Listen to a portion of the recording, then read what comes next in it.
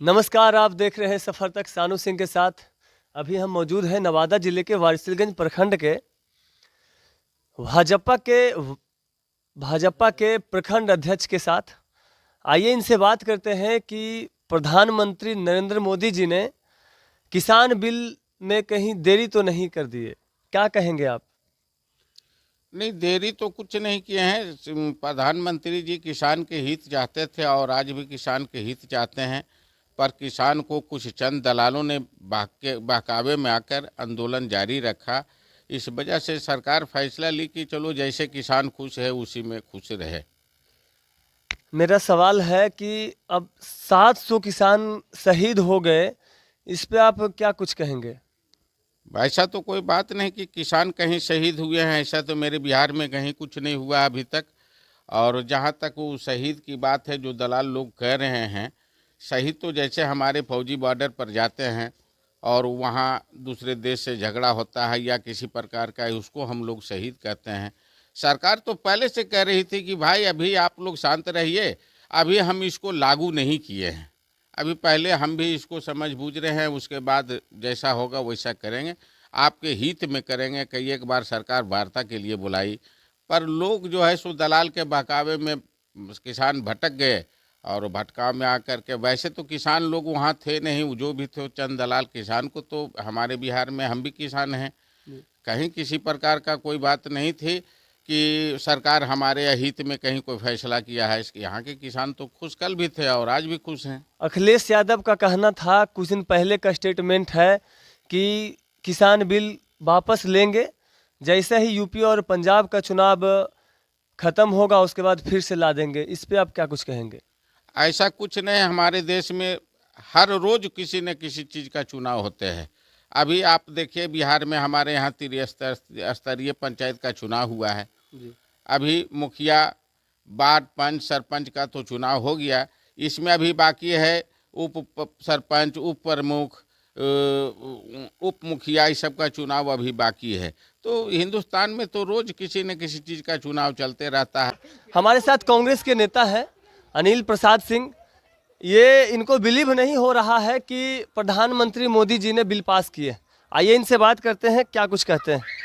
क्या प्रधानमंत्री नरेंद्र मोदी जी ने आज प्रेस कॉन्फ्रेंस करके ये बात कही है कि तीनों बिल हम वापस लेते हैं, इस पे क्या कहते हैं आप? जब तक संसद की बैठक में नहीं तब तक के कोई इस पर भरोसा नहीं। तब तो कोई भरोसा नहीं।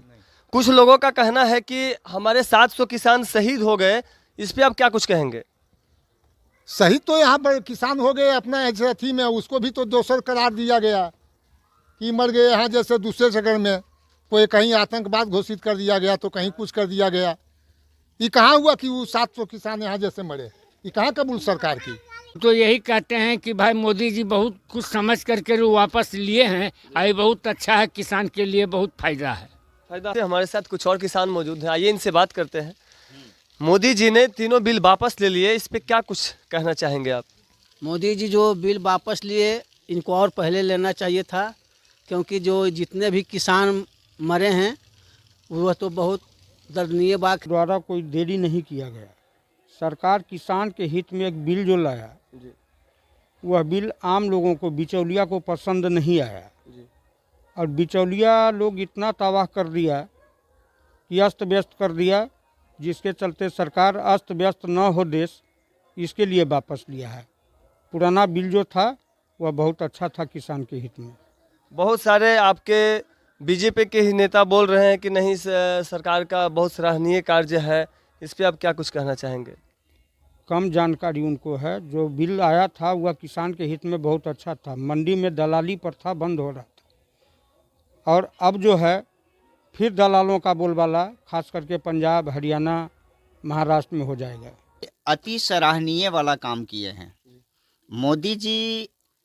आज तक जितने भी देश विदेश जितने भी काम किए हैं, बहुत सराहनीय वाला काम किए हैं, लेकिन बहुत दुखद की बात है कि ये बिल जो वापस लेने में देर कर दिए, इससे बहुत किसानों की हत्या भी हो चुकी है। 700 किसान की हत्या हुई है, इस पे आप क्या कुछ कहना चाहेंगे? इस पे मैं माननीय आदरणीय मोदी जी से यही नम्र निवेदन करूंगा कि ये 700 किसान जो घर परिवार छोड़ के शहीद हो गए, इसमें से मोदी जी को कुछ सोचना चाहिए कि उनका घर परिवार कैसे चलेगा। शायद मुआवजे की कुछ होनी चाहिए। जी हाँ, जी हाँ। मुआवजा अगर मोदी जी दे देते हैं तो मोदी जी को भी पता है कि किसान कितना छोटे तबके। बिहार राज्य के हर छोटी बड़ी खबर की जानकारी के लिए हमारे चैनल सफ़र तक से जुड़े रहें और सब्सक्राइब कर बेल आइकन जरूर दबाएं। साथ ही शेयर करना ना भूलें।